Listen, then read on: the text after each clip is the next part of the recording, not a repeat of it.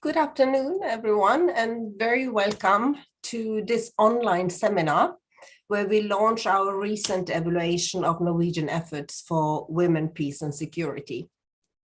My name is Siv Lillestøl, and I'm the acting director in the Department of Evaluation in Norad.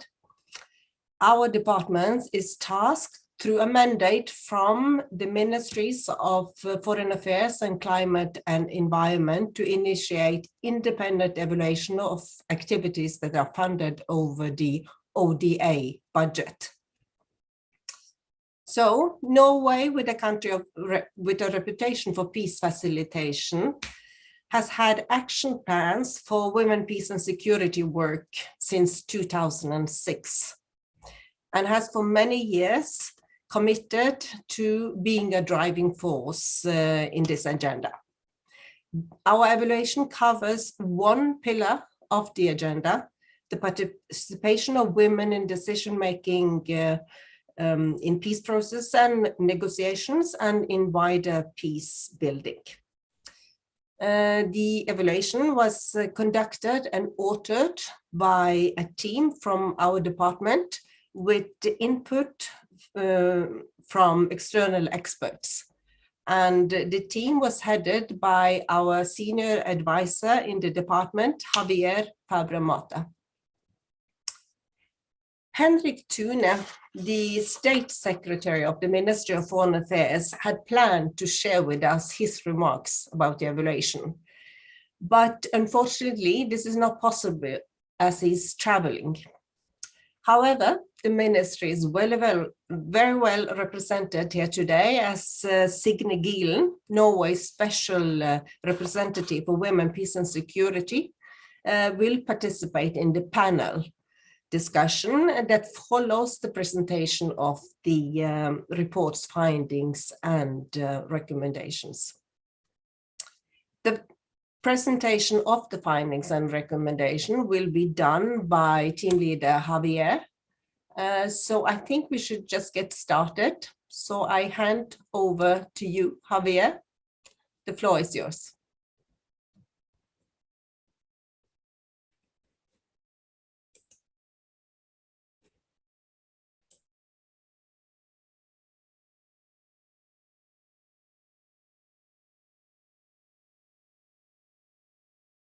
Yes, thank you, Siv. As just mentioned, Norway has had national action plans on women, peace and security since 2006, 4 in total, and we are strongly committed to this agenda. This evaluation aimed to assess the effects of Norwegian efforts for women, peace and security, considering whether those efforts have been internally and externally coherent and effective, and how they have evolved over time. Thematically, as Siv also mentioned, the scope of the evaluation is limited to one pillar of the women, peace and security agenda, the participation of women in peace efforts. The evaluation relies on different components to address its objectives and questions. 3 analyses were conducted by external research teams from Scanteam and Christian Michelsen Institute and constitute the backbone of the evaluation. Funding analysis, mapping the total amount of and trends in Norwegian aid to the women, peace and security agenda, an analysis of Norway's women, peace and security national action plans, all 4, analyzing how the themes, approaches and the format of the plans evolve over time, and also a case study covering 2 countries and a global initiative supported by Norway. And these were supplemented with other smaller analyses. This evaluation applies a mixed methods approach, combining different quantitative and qualitative methods. At the funding level, there was an almost 9-fold increase in Norway's women, peace and security funding in 20 years, from just over 500 million Norwegian crowns in the year 2000 to over 4.3 billion in 2019. And this upward trend, funding trend is also noticeable in funding to support women's participation in peace efforts at country level.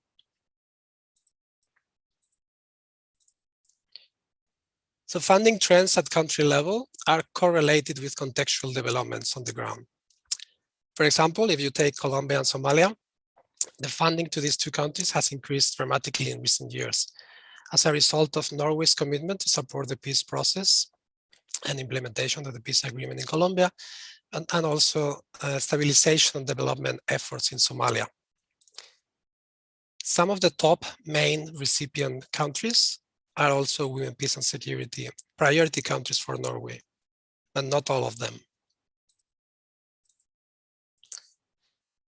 Just a few words on the concept of priority country, which was first introduced in Norway's 2015-2018 National Action Plan. This concept aimed to signal a concentrated of effort to enable greater focus on implementation and results. At the same time, Norway was striving to concentrate Norwegian aid on a smaller group of countries, the so-called development aid partner countries. And in those countries, Norway would apply an integrated approach to achieve better results. As you can see from this table, there is some overlap between country leads, but also notable differences. The benefits of being a women, peace and security priority country are arguably not limited to funding. Yet funding is expected to be part of it. The evaluation finds that being a Norwegian women, peace and security priority country does not necessarily lead to more funding to promote women's participation in peace efforts. Non-priority countries, and especially Somalia, receive as much or even more funding for this purpose than some priority countries. Being on the women, peace and security priority country list does not have major implications in terms of technical support either. Norad, Norwegian Development Cooperation Agency, has given priority to provide technical support to some of these women, peace and security priority countries that are also Norwegian partner countries, taking into account Norway's, or better to say Norad's, long-term development cooperation mandate and in-country expertise. When it comes to partners, the evaluation finds that Norway has a diversified partner portfolio. Taken together, local NGOs and Norwegian NGOs channel over 65% of Norway's funding for women's participation in peace efforts in conflict-affected countries. UN Women emerges as Norway's main partner in this thematic field of women's participation in peace efforts. The depth of this partnership at country level has been uneven though.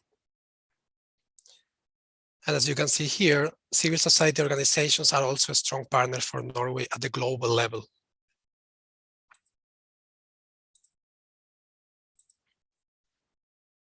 As it's well known, civil society groups on the ground, women peace builders, are faced with severe and multiple security challenges and risks.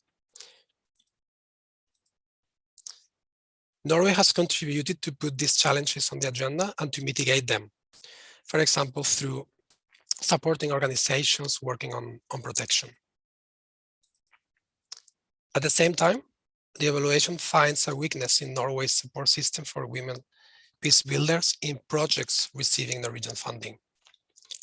At the project planning and design phase, risk assessments are generally weak, and funded projects include few, if any, protective measures for these particular groups. Furthermore, when risks to women peace builders materialize during project implementation, it is challenging for the Norwegian aid administration to offer them protection. Moving on to impact, the evaluation assessed the impact of Norway's women peace and security efforts, considering three interconnected work streams. The effects on Norwegian aid system itself, the low-level effects, the effects on women's participation in peace efforts, or mid-level effects, and the actual improvements on the ground, on the women's and men's rights, needs, and priorities.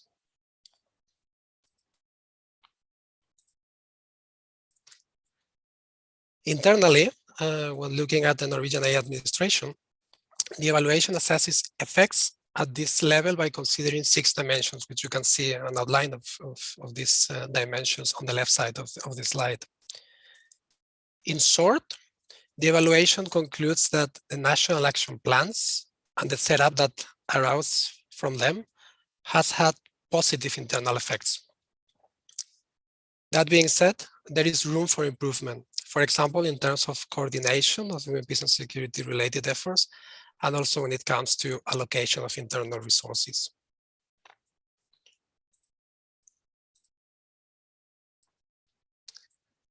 At the mid level of effects, Norway was involved as facilitator in 3 of 5 of the 5 post-20 peace agreements that deal with gender in a more comprehensive way. You can see them listed here. Norway also had a significant involvement in 2 of the 5 countries with peace agreements with significant references to women or to gender. That is very good peace agreements still, but not as comprehensive as the ones on the left side of the slide. The evidence strongly suggests that Norwegian facilitation has contributed to improving the quality of peace agreements by including a gender perspective and gender provisions. Moving on to the third level of results at the country level. As a facilitator of the peace negotiations in Colombia, and as a guarantor country to the implementation of the peace agreement later, Norway has contributed to strengthening women's rights in Colombia. Still in Colombia, Norway has acted in accordance to its role as guarantor country to the peace agreement implementation.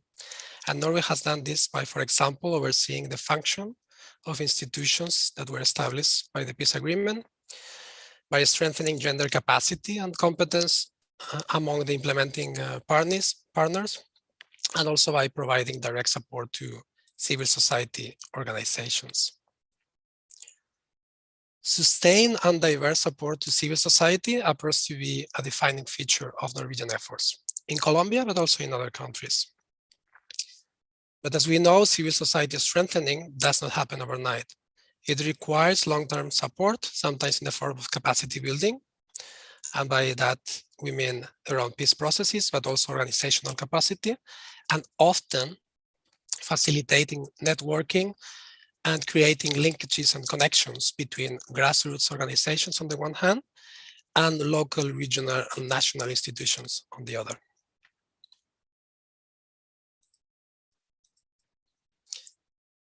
So in light of these findings, which are elaborated further in the evaluation report, the evaluation puts forward the following recommendations. First, to phase out the Women, Peace and Security Priority Country List concept and to focus on countries where Norway has already committed support. Such turn could contribute to greater policy alignment and development aid concentration and facilitate more efficient use of existing competence within the Norwegian aid administration system.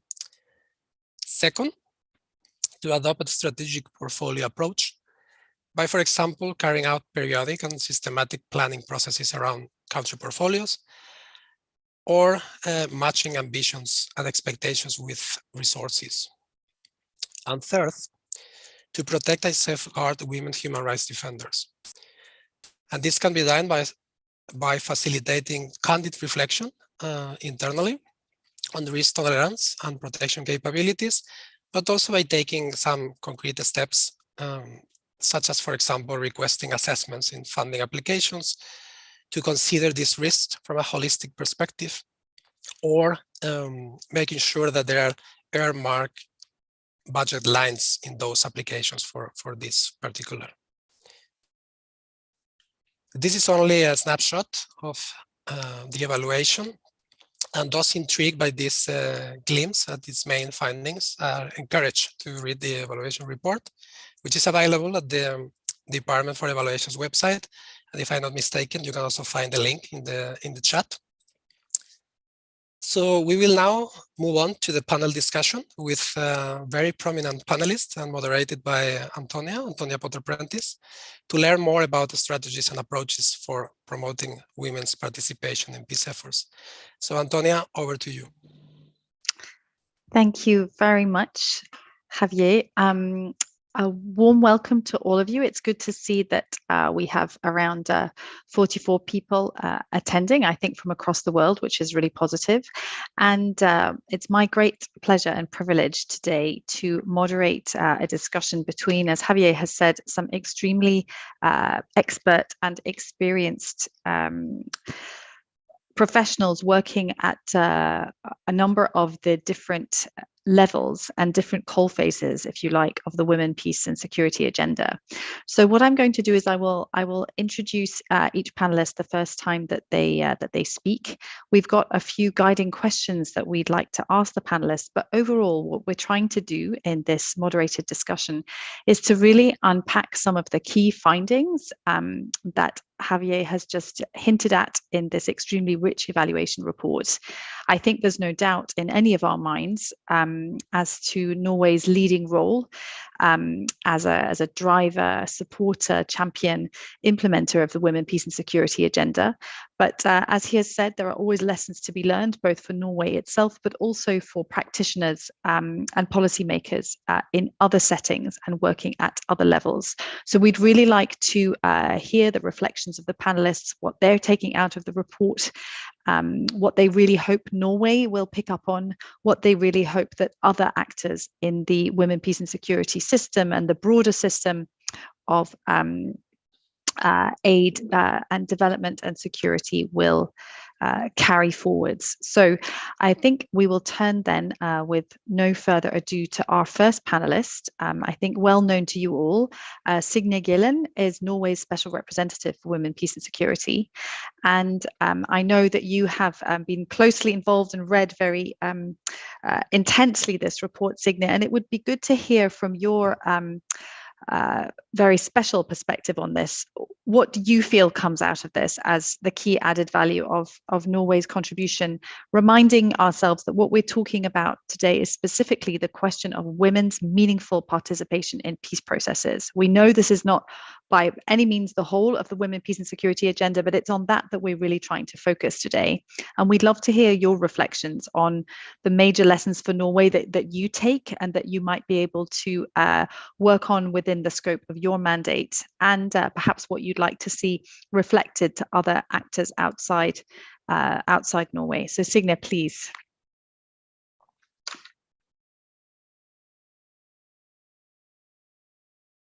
Signe, you're still on mute, so could you just unmute yourself and start again? There you go. Thank you. Hi. Yeah, thank you all. I'm really looking forward to this panel discussion. We are developing our fifth national action plan for women, peace and security, which is going to be launched in 2023. So this is one of several inputs that we will have for our preparation to our new action plan for women, peace and security, and it's highly appreciated. I have to say that, and also the question you ask on women's meaningful participation, that when I discussed this report with our special envoys on different geographical areas or country situations, and also some of my colleagues from Peace and Reconciliation, from Humanitarian, from Human Rights and Democracy. One of the things we discuss is that, yes, development funds is covering some of this field, but definitely when it comes to participation, I think actually the other kind of tools we are implying, like diplomatic work over leverage when we are in hi Rita, we know each other from South Sudan, so it was nice to see her on the chat here. Our work on the when it comes to diplomacy, and as in South Sudan, we are part of the Troika. We do have some roles in some of these processes, and we use that leverage to enhance women's participation, and that can often be without very much money, but it's actually on how we are drawing on and highlighting and elevating local initiatives and processes, and make sure that we lobby for women's participation. So I just wanted to say that it's several instruments that we use. I myself have experience from the Israeli-Palestinian conflict, from South Sudan and from Yemen, and all of them is a very difficult and prolonged conflict. So it's no easy fix at all. And as we know, conflicts are also created by parties, and it's also solved by the parties of the conflict. So it's also, I just want to put that in context when we are talking about what we as a country, external country, are doing and can do in conflicts. I just want to make sure that we have emphasis on the local and national and regional dynamics of conflicts. I think that's very important. And that's maybe also part of the solution as we talk about the fact that they are quite good normative, or it's good normative framework, but we're all focusing on implementation of this agenda, I think, these days.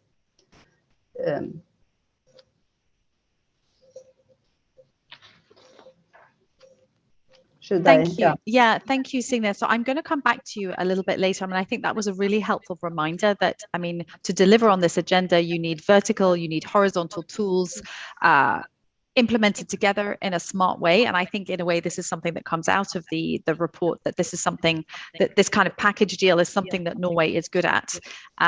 Just as a reminder to attendees, Signe is not saying that we don't need lots and lots more funding to go to women's civil society organizations on the ground. That was not her point. Her point was there are some interventions that are not extremely costly, but of course, there are many where significant more funding is certainly needed.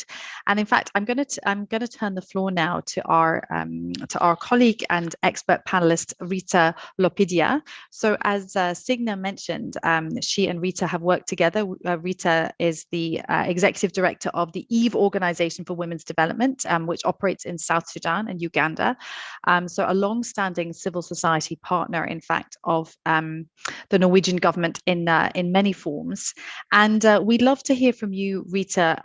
We're really grateful you could join us because we know you have to hop onto a plane in a minute, but it would be good to hear your reflections on the report, maybe some of the key lessons that come out to you as vital, but maybe also just to share a bit with the participants generally what it has meant for you, your organization, and the work that you're doing on women's participation in the peace processes in your region.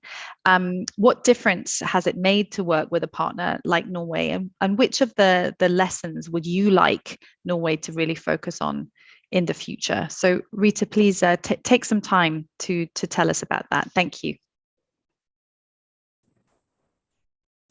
Hello, good afternoon, everyone. I'm happy to be here and sharing my experience from South Sudan.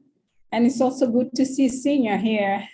We've been in this struggle for a long time. Really amazing to see what Norway is doing in terms of the women, peace and security. And in fact, the presentation resonates with some of the thoughts that I have in place, and meaning that the evaluation is true and valid as well as the women, peace and security agenda is concerned. Picking up from the experiences in South Sudan, I will say that we all know that peace is not a one-time of event, nor is it a project, but it is a process and a long-term enterprise. So therefore, for peace to be sustainable, it needs to be inclusive, and civil society organizations play a crucial role, not only in the negotiations, but throughout the implementation of the peace agreement, the transition, and towards election.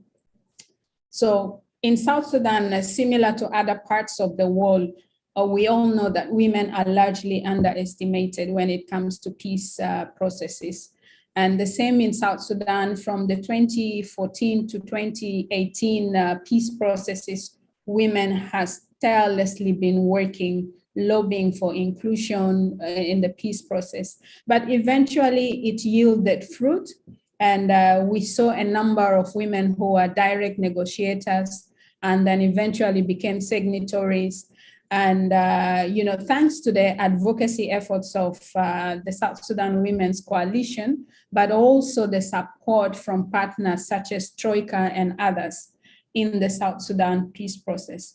Allow me to highlight a few points when it comes to effective women participation in the peace process. For me, some of the prerequisites for women to effectively participate in peace process is one, that there should be a strong women organization in the countries that conflicts are happening.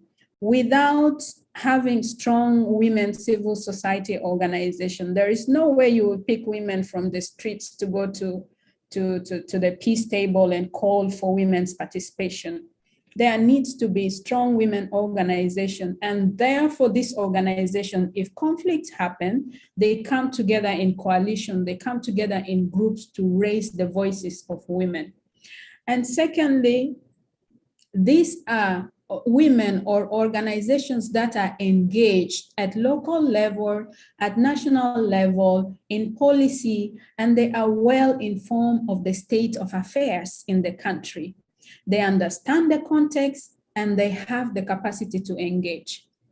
So they have the capacity to lobby and they have the capacity to advocate. They have established networks and they also have some funds, to conduct the meetings. So if we want to see more women participate in peace process, these are some of the prerequisites. And this happened in all the countries, I think, where Norway would be operating or are operating, that there is a need to strengthen women organizations. We don't know or we don't predict conflict, but in case conflict happens, then the women, the civil society are prepared to raise their voices. So, meaning that funding is actually very crucial when it comes to issues of women's specific engagement. I just want to bring in the aspects from our experience in South Sudan. As I mentioned earlier, peace is not only women's participation in the table and that's it. It involves, when the peace agreement is implemented, women fought and the agenda aspects of the agreement, but the real work starts when the peace agreement is going to be implemented. For instance, in South Sudan, the South Sudan Women's Coalition have 4 seats in the implementation mechanism. But we don't have support for these women. You need money to communicate, you need money to move to these meetings, and they call a number of meetings in a month. So if you don't have support, even the gains that you had in the agreement, because there is always no political will to implement gender aspects of the agreement. So there is a need for consistent women voices being echoed, the same things being repeated by this women group, which need continuous support. So one of the key recommendations that I will really pass on to Norway is to ensure that peace agreements are implemented, and that gender components in particular is the need for peace support fund for women in the transition. And it should be a long-term support. And it is also important to consult with the local women. What do they need funds for? Because we have seen in other cases, for instance, we need money for constitution, and some partners will come and say, we have money for you for security sector. I don't need money for security sector. I need money for constitution, because constitution making process is the priority. So it is important that women groups and women organizations are consulted in terms of providing funds. So I think some of the recommendations that I will also add forward based on our experience in South Sudan is that, you know, when peace agreements are being implemented, there are a lot of threats, there are a lot of exposure of women, you know, advocates. And how can Norway be a voice to support these women? One of the things I will say is Norway needs to be vocal and use diplomacy with the host government. I remember when we came back from the peace process, I was taken by national security for planning to make a summit for women in South Sudan. So it was the special envoy that wrote to the Ministry of Foreign Affairs and reached out to a number of diplomatic missions to reach out for me to be released. Otherwise, I wouldn't know what will really happen. And they told me to my face that, you know, so we just held you a bit and all the diplomats are talking about it. So it is a good thing that this kind of support will help protect women advocates for change. And secondly, I've already spoken about the issue of special protection fund. Of course, the threats against women is very real. It's happening. And women should be able to be moved to safety fast. And in South Sudan now, and generally the civil society, people are people have self-censored themselves because of fear. So you never know if you open your mouth, what will happen and who has your back, you know? So where there are, you know, any autocratic government, you know, they will always want to put the public plus the civil society in fear. So having the diplomatic mission speak out like Norway, and also providing a special protection funds for women advocates to be able to take them to safety for some time, I think it's crucial. So in terms of the women mediators, I think some of the key points that I will put forward is, I know Norway has a lot of experience when it comes to peace negotiations. And one of the points I will put forward is in countries where Norway is operating, it will be good to identify potential women mediators from conflict-prone regions and train them as mediators. You know, these women may have the opportunity to be mediators in the region, so they will learn a lot from the experience of mediators in Norway. And again, advocate and reach out at an early stage to ensure that in any peace process, you know, there are women mediators, because they play a huge role. And we have seen that with the South Sudan peace process. When we had the female mediator, we were able to approach her and raise some of the concerns to her and also alert her. And we have seen on several occasions, she also stood up on behalf of women. So that is a positive thing that Norway can do. Early stages, reach out to the possible mediators or peace brokers to ensure that women are included. And the need to build the capacity of local women on mediation is also very important. I think these are some of the key points that I'll put forward. And again, I would like to thank you very much for giving me this opportunity to share my experience with you. And I would also like to recognize the role Norway has played through Troika in the South Sudan peace process. And several times I remember Senior and Ambassador Lars Anderson, you know, he is very vocal in the RGMEC meetings. He will just say it as it is, supporting the voices of the civil society. And he was never intimidated, you know, because in the context of South Sudan, you know, people like intimidation. But we have seen the strength of Lars, you know, he can also bully others. So these are kind of support we need, that some of the things that we are not able to say are actually picked up by our allies and speak it on our behalf. Otherwise, thank you very much. Well, Rita, the thanks I think is all on our side. I mean, what a fantastically grounded and inspiring set of reflections and recommendations, I think illustrating exactly the point Signe was making about the whole package approach, but also giving us some very concrete pointers on what it would actually look like to do a better job of defending women peace advocates and human rights defenders. I think there's some extremely concrete points there which would be useful for anybody active in this field. So I think these are all really, really appreciated reflections. As you know, some of you that Rita will be leaving a little bit earlier before the end of the panel. So if you've got particular questions for her, we're saving our questions to the end, but I mean, if you've got a question for Rita, pop it in the chat and we'll see if we can bring it in before she has to go. And what I'm going to do now is I'm going to we're going to zoom out again. So we've had Signe reflecting the Norwegian perspective. We've had Rita talking to us about the experience on the ground in South Sudan. And I would now like to invite our panelist, a great expert on this issue with experience across a wide range of contexts, but also very much in the policy agenda, Dr. Anne-Marie Goetz from the Center for Global Affairs at the School of Professional Studies at NYU. So Anne-Marie, you have been, I think, a friend and supporter of Norway's efforts in this important agenda for many, many years now.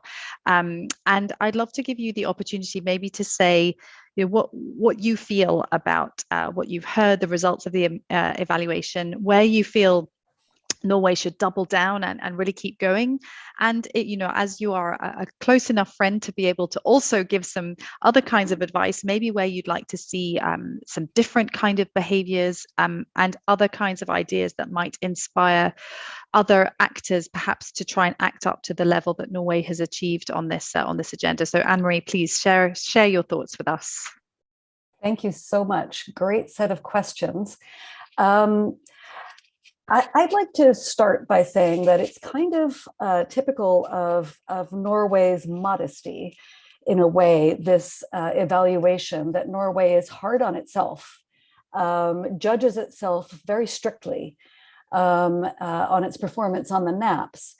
And the evaluation, which I actually think is very good, of course, was not set the task of assessing Norway's influence internationally. But it is phenomenal, astonishing. And, you know, by any measure, Norway has expanded and legitimized the space for women, peace, and security.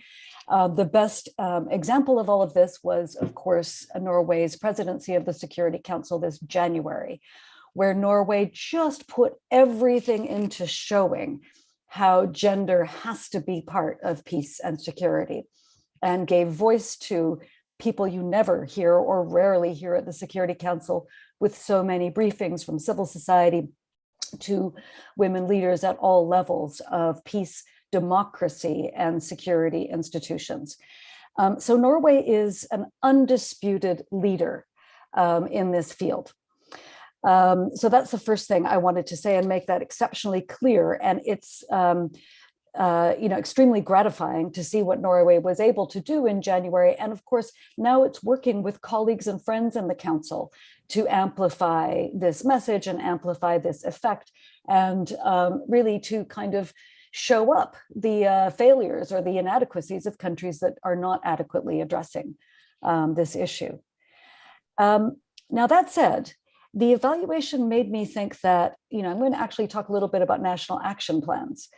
Because it made me think that are national action plans anymore the right tool to be accelerating the women, peace, and security agenda? And I'm asking this quite honestly, and you know, I want to be very transparent here. Women, peace, and security, any peace and security, is a political project. It's something that is extremely hard to program in advance. For example, let me just tell you a little story, and I promise I won't take too much time.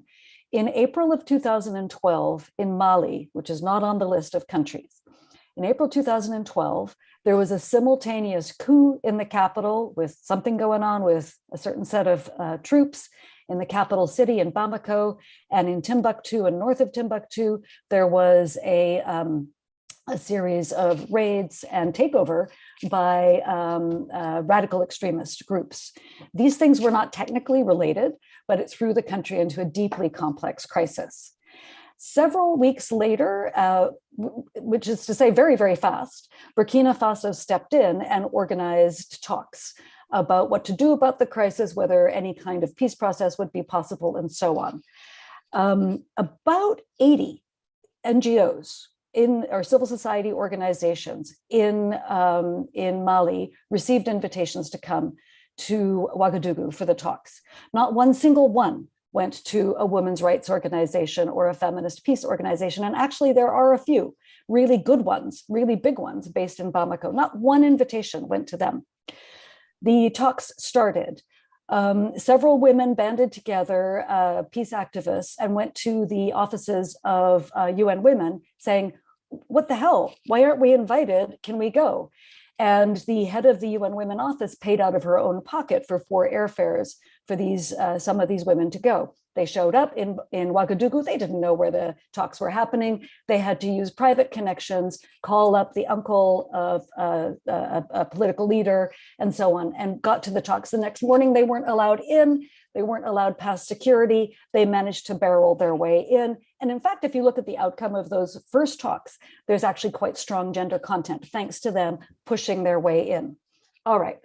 That is a great description of what goes on in conflict and emergencies. Nobody predicted any of this. Women are the last people to be considered as leaders, as potential providers of resources for peace. There are no slush funds, emergency funds to get them on the plane, let alone to make sure that they get invited. What I'm trying to say by this story is it is really hard to plan, to have a national action plan to foresee these kinds of contingencies. And I know, of course, that the Norwegian plan does have all kinds of provisions for emergency funding, for sudden onset emergencies, and so on. I know. But I think Rita's point is quite important, actually, about the need for like sustained long-term funding, and you don't know what's coming, but you've got to sort of have that money there for certain kinds of women peace organizations. But the other thing that is really, really hard to pin down and put your finger on is a lot of diplomacy, a lot of conflict resolution. Honestly, we know this is true, is backroom dialogue. It's dialogue behind the scenes. And let's be honest, a lot of foreign policy, especially with regard to fragile and conflict-affected states, a lot of foreign policy is looking around at leadership, civil society, political, and private sector leadership, looking at it, seeing, is there somebody we can back here? Are there people, are there groups, are there individuals that we can start building alliances with? And I'm talking about international actors. A lot of it is about that. And so that, frankly, when a peace moment comes, there might be already a leader in waiting or a group in waiting that the international community trusts and is confident about. Now, to what extent does that ever include women? It does if you have leaders in Norway and leaders, let's say Mali or South Sudan, as we do, where you've got communication happening. But making that communication happen is a gamble. It's a long-term process. It's extremely difficult. And the thing is, men do it, and they do it without a national action plan. The question is, what do we need to make our planning frameworks deliver that kind of insider connection that makes all the difference when the crises happen? And I'm sorry to put it this way, because it does sound kind of elitist, but let's not pretend that foreign policy isn't about some of these connections. Now, I'm out of time, right?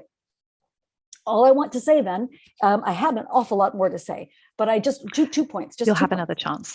All right, then I'll shut up. Okay, thank you.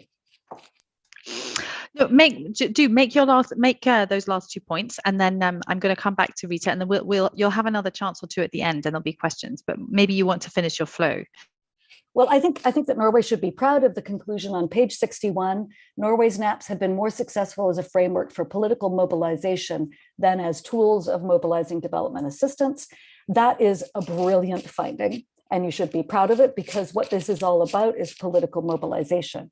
And the second point that I wanted to make is that, as back to the diplomacy point, the Peace Building Commission has always had, and the question of the 10 countries and whether they get the funding, et cetera, the Peace Building Commission has always had this accompaniment approach, drawing together an international coalition of support for particular countries. That is problematic too, because it's not always the countries that most need it. But I just thought it might be useful for Norway to explore this kind of more upfront, in-your-face diplomacy. Just to answer your question, Antonia, about how can Norway continue to be influencing others? Perhaps this idea of coalitions of support for certain countries might be useful. Great, thank you so much, Anne-Marie. It was great to hear the Mali story and to get a different angle on the fact that if you don't already have a relationship, by the time the crisis has broken, it's too late, in fact, to build a really meaningful one. So this long-standing, like sustained commitment to supporting civil society, women leaders, and all of that is incredibly important. And in fact, once I've come back to Rita, that's a question I'm going to bring to our next panelist, Axel. But I know, Rita, that you're about to have to hop off. So I did ask if there were any specific questions for you.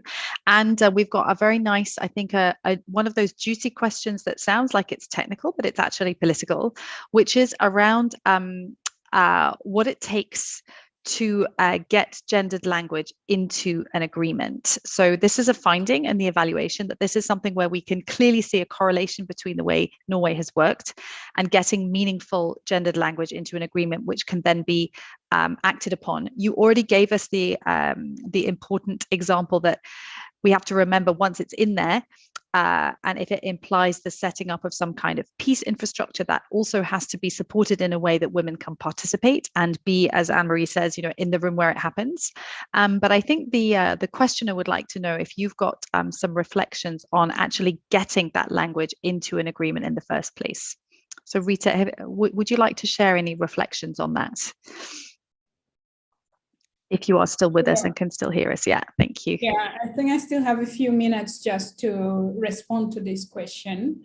Based on our experience in South Sudan, I think what helped us to really frame the gender language in the peace agreement is that we had prior consultations, because we received documents, we know what next is going to be discussed, and we take time to discuss and see what really women want to see in this particular chapter. For instance, when it comes to discussing the power sharing, so what is it in particular that women want? We look into that. When it comes to the issue of humanitarian corridor, what are the key issues that women want to see reflected? And the same goes for transitional, the justice and the constitution making process. We were able to do that because we got some support and there were funds for women to meet together, and we were able to have a technical group.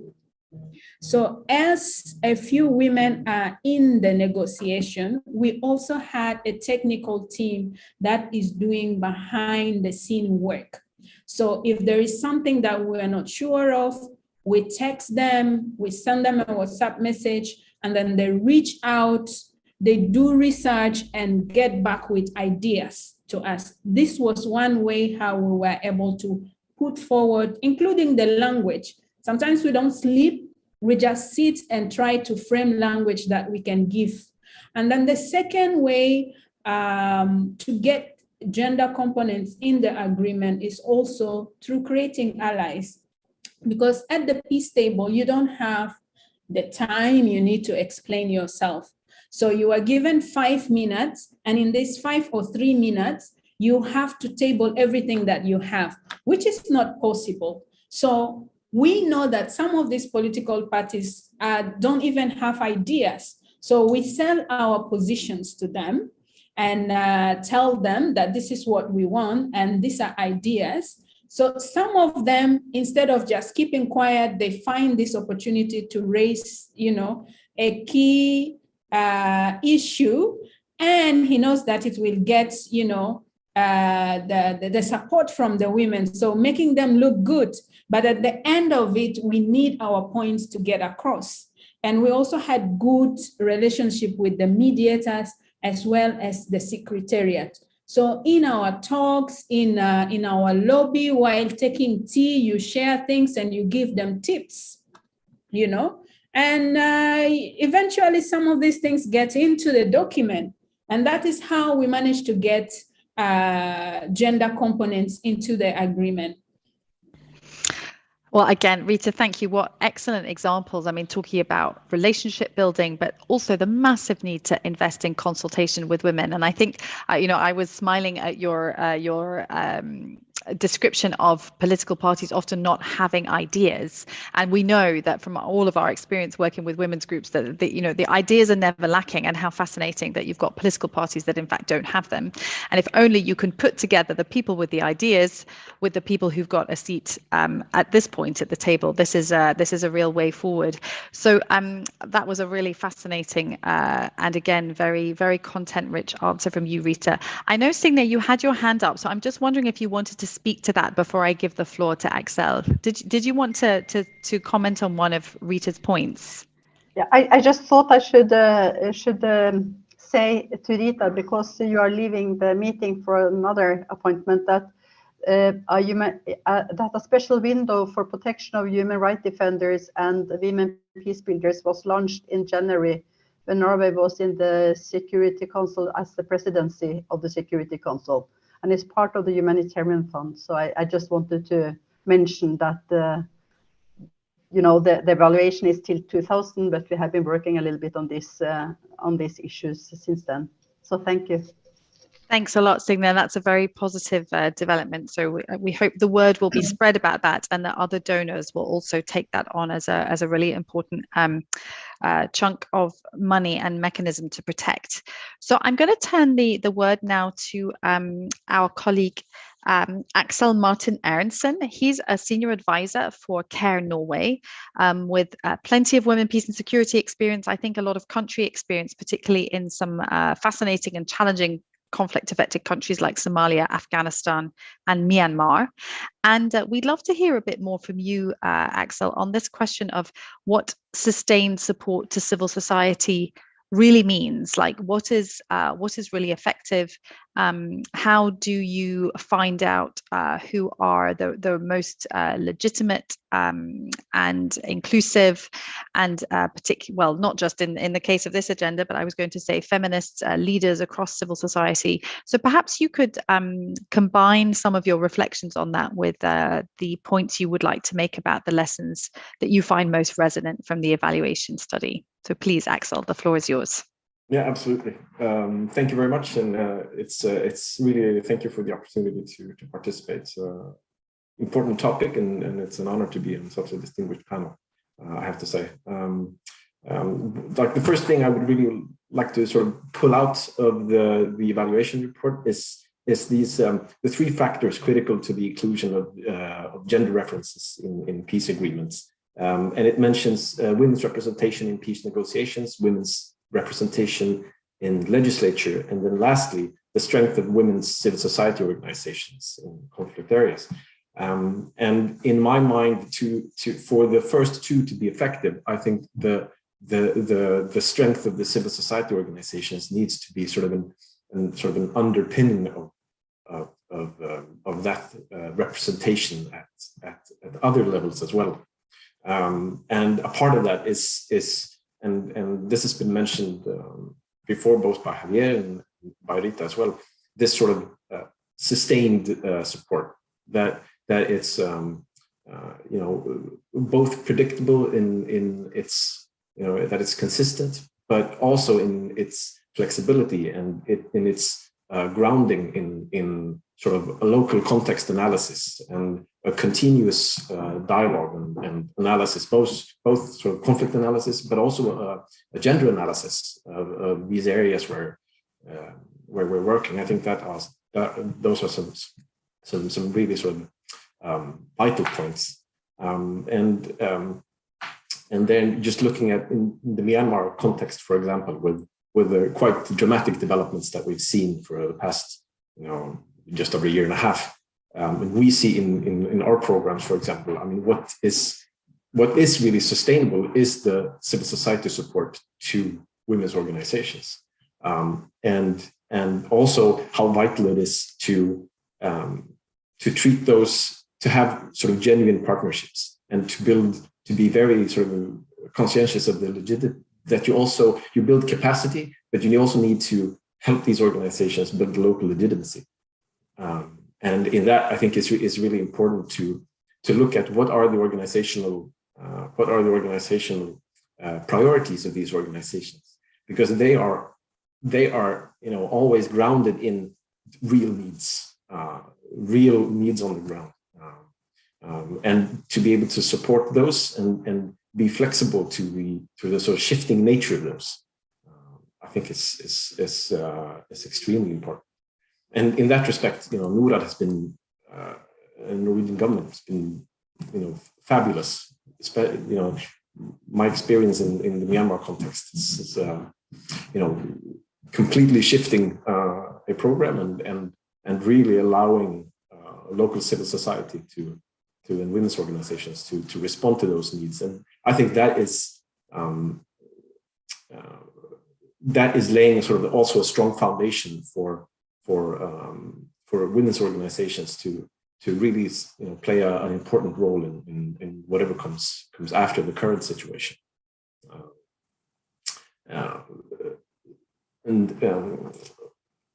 And also in terms of, I think that also to some extent talks to Anne-Marie's point about the political mobilization, and the need for legitimacy among local actors, but at all levels. So there needs to be trust from local constituencies in the local in the local women's organizations. But the local women's organizations, they also need to trust that the organizations that are likely to represent them at higher levels are also sort of listening to their needs. So there needs to be sort of a strong networking component as well, that I also think is sort of vital to support, and to support over time, and to help facilitate as best we can. Yeah, thanks very much for that, Axel. I mean, and it's really good to have the Myanmar example brought in, another very different but extremely complex situation, not going in the right direction, we could definitely say. But I think we're hearing again about the value of flexibility, I mean, both in funding and approaches, but also there's something about the quality of relationships. And this is something super interesting. I'd love the panel generally to think about this, like how do you encourage especially institutional actors that haven't got good track records on building quality relationships? How is that something that we can encourage other actors to do? So there's obviously something about long-term engagement, but there's also something about the values that you bring to that engagement. And I think what I've heard from all of you so far, and we're about to complement it with an input from Maria Clara, but it's something to do with actually making those values very explicit in your strategy, in your approach, and that is clearly something that's made the difference in terms of the sorts of relationships that Norway's been able to build on the ground. So we've got about 13 minutes left in our webinar. We still have to hear from Maria, and before I turn the floor to her, I just want to check with you appreciated attendees, if you've got any burning questions. I know a few have been shared already. We'll have a few minutes, I think, for that at the end, and we'll share them to make sure that even if we don't get to answer them on the panel, hopefully you might be able to get some answers in following up with some of our esteemed panelists. So do share your questions if you have them. For the rest of the panelists, I'll also try and give you a chance for a few second final remark you want to make, so try and plan on that. And I'd like to introduce our last panelist, another very strong expert in this area. So this is Maria Clara Osula, who is a manager for Norwegian Church Aid's Eastern African Regional Peace Programme. So Maria, you've heard all of the inputs, you've read the report. I mean, what would be, what for you are the things that we maybe haven't highlighted enough so far? What are the lessons that you really want to put before us today, and maybe that we could share with other actors outside the Norwegian space about making the agenda of women's participation in peace processes more effective? please. The floor is yours, Maria. Thank you so much, and thank you for having me. And just as you've said, I don't want to repeat what everyone has said. I agree with most of what they've said, but a few points I'd like to stress on, which I also saw on the report, not really elaborated. One would be on capacity building, because we've overemphasized the technical approach, capacity building on technical approach, whether it's on mediation, so that women can effectively engage in peace processes. But I feel that we also need to think about capacity building on what I would call the softer skills. Sometimes men consciously or unconsciously will make verbal remarks, which influences the effective participation and the richness of the women's participation in peace processes. So we need to prepare women to be able to be ready to expect some of these remarks which will be made to them, so that it doesn't affect their rich contribution in peace processes. And I have an example, because we work with faith women across the Horn of Africa and Great Lakes region, and we've established what we call the Regional Faith Women Mediators Network. So we've built their capacity on mediation and advocacy, and some of them have been invited to participate in certain processes, such as in Democratic Republic of Congo. But when they're at that table, before they are even able to make significant input in the peace process, people want to talk about how they're dressed, how they're not at home cooking for their husbands. Then that sort of distracts them. So in our capacity building, we need to prepare women for these things. This will happen, and you need to be ready to handle it so that your attention is not diverted into other issues. The other thing which I wanted to talk about, because I saw those in the report, there was talk about national action plans which focus on WPS and national action plans which are on gender equality. For me, I feel that gender equality is a fundamental prerequisite for realizing the women, peace and security agenda. Because for as long as certain aspects or certain practices and habits in society remain acceptable, for example, just the defined gender roles and leaving women in sedentary roles such as being nurses or primary school teachers, then women will never move to a level playing ground with men. And when it comes to peace building processes, then they won't be able to engage effectively as mediators or even in reform institutions which are set up. Basically, how do we expect a woman to take a prominent role as a mediator when even in a basic role, let's just take a funeral committee, they're unable to speak. And last week, my friend was participating in a funeral committee, but they are relegated to preparing tea and not discussing where the body will be taken, where it will be buried. Such small activities, women are not allowed to make decisions. Then we're expecting them to participate in mediation processes. So I think there needs to be transformation of the cultural norm system if truly we want to see the women, peace and security agenda realized. The other thing I would like to talk about, because I saw it mentioned a lot about networking and connectivity in the report, and just linking it to the women mediators networks. I feel having a network is very important, whether it's a prerequisite for effective participation in peace processes, because it is in this way that women CSOs, for example, can consolidate their position. They can speak in one voice, but it's also within this network that they can find ear somewhere at the negotiating table. It's important that peace processes are inclusive, but we also have to recognize that the peace table is not big enough. We need to accept that, and we might not always fit there, but there's ways which we can put our agenda on the table. And so through these networks, we can establish linkages at different levels. But also this women mediators network can contribute to peacemaking efforts by creating visibility. I think somebody was talking about women who were in Mali, I believe, and Marie was talking about the women in Mali who are wondering why they were not included in the process. Sometimes it has to do with visibility. I know peace process is very sensitive. Peace processes, particularly when you're negotiating an agreement, it's a very sensitive process. But through these networks, if you have a network at national level, for example, it can create that visibility for the women working at the grassroots level, because they're really doing great things at the grassroots level, and creating this connection, then they can contribute to something bigger in promoting peace. And the other thing is linked again to what they can do to make effective peace make peace efforts effective, but also touching a bit on protection of women advocates.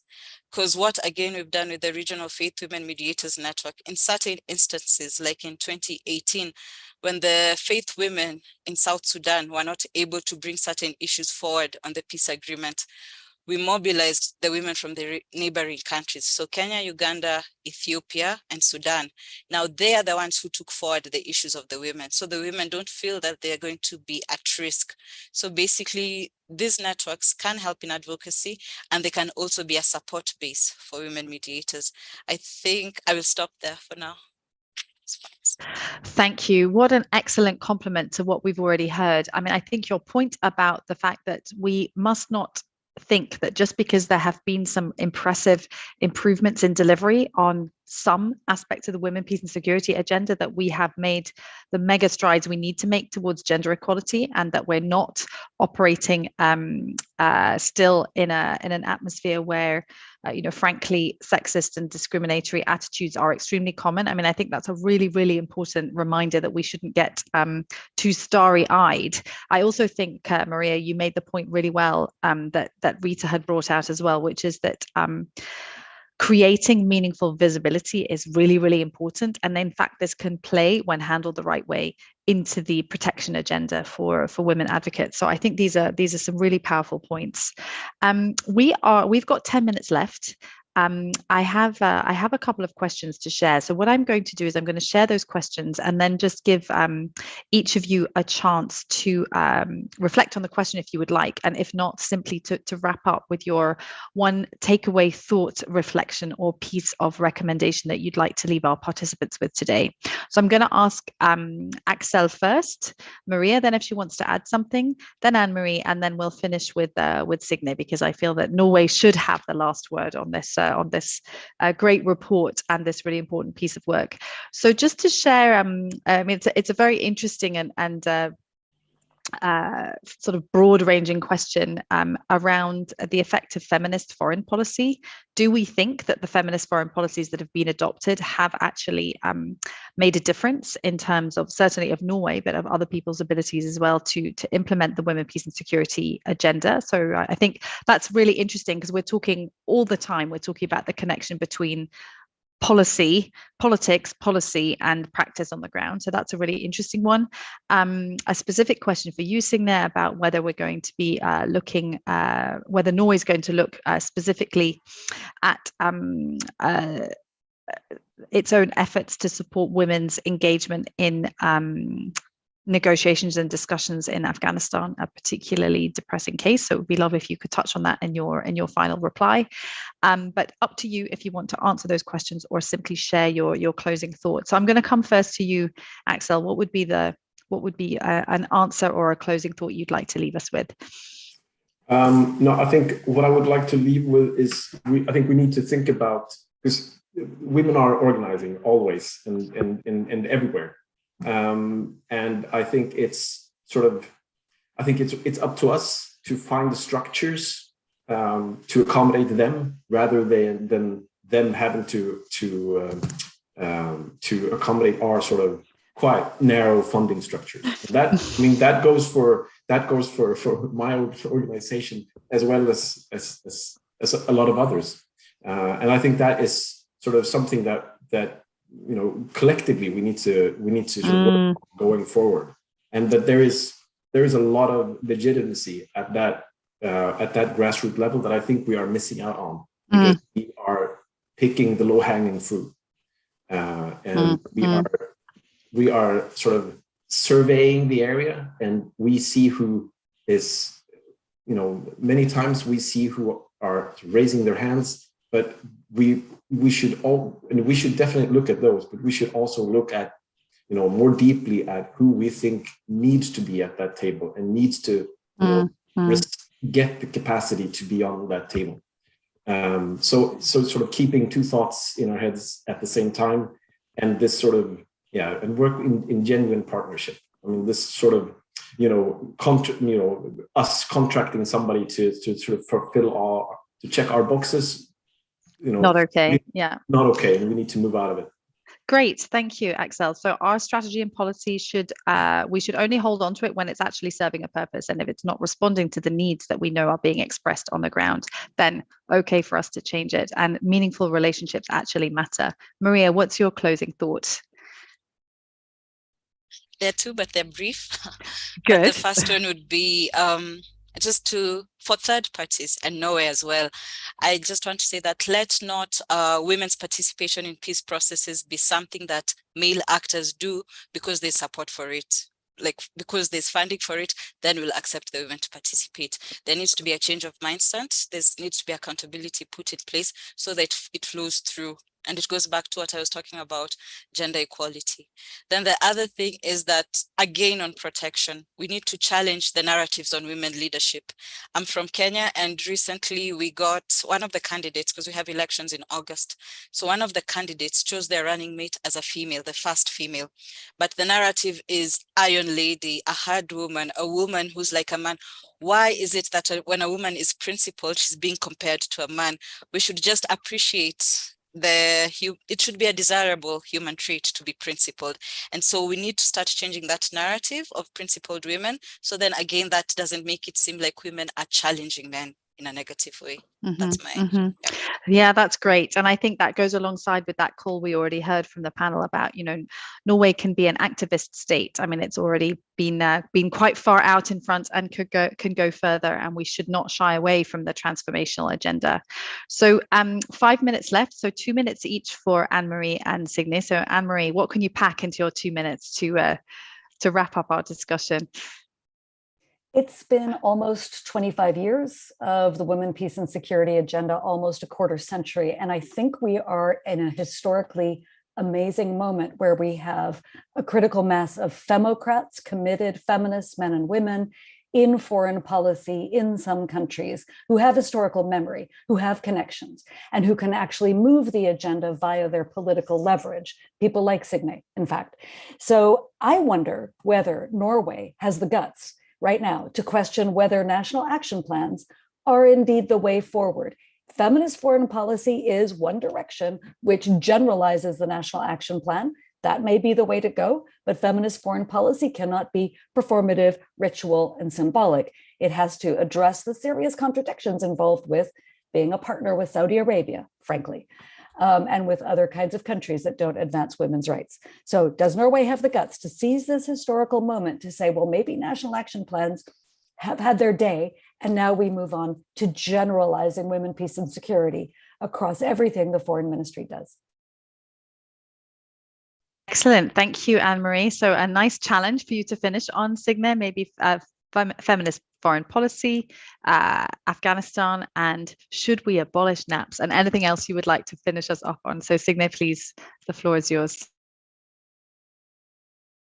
Thank you. I do have the privilege to listen to all of you and take those fruits that you brought me into the next round that we have on discussions on our national action plan and the fifth one. But well, I think, Anne-Marie, that the national action plans are good in the sense that it's a government product, and it keeps Ministry of Defense, it keeps Ministry of Interior and Ministry, and those who is dealing with migration, and all these institutions are, accountable, or it's a reference for civil society and others when they are discussing with governments or with central governments in conflict zones.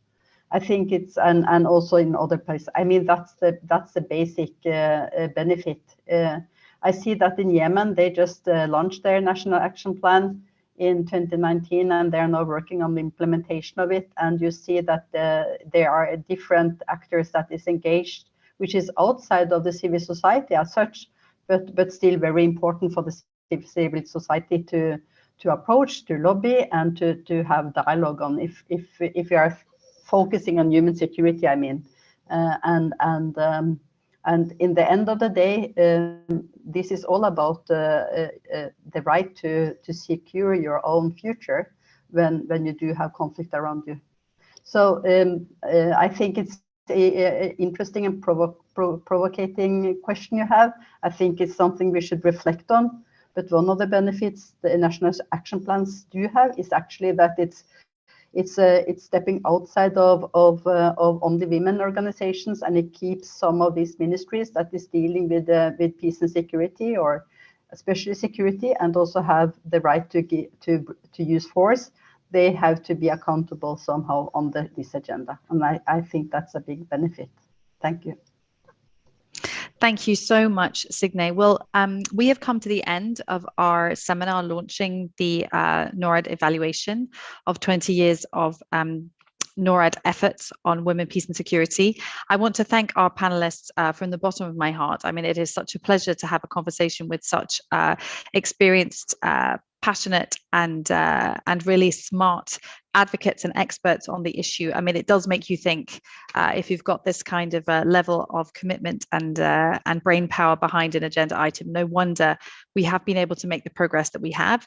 But as everybody has agreed, much more is needed. And we hope that the light that Norway has shed on the path is something that will lead many others in the same direction. I just want to thank very much as well everyone who's organized the seminar, and in particular Javier and his team for putting together the report and the seminar. I think it's something that is of great value for a number of people across the community. And a huge thank you to all the participants for coming and spending this very fruitful hour and 15 minutes together. So with that, I wish you a good afternoon or rest of the day wherever you are, and our seminar is now closed. Bye, everybody.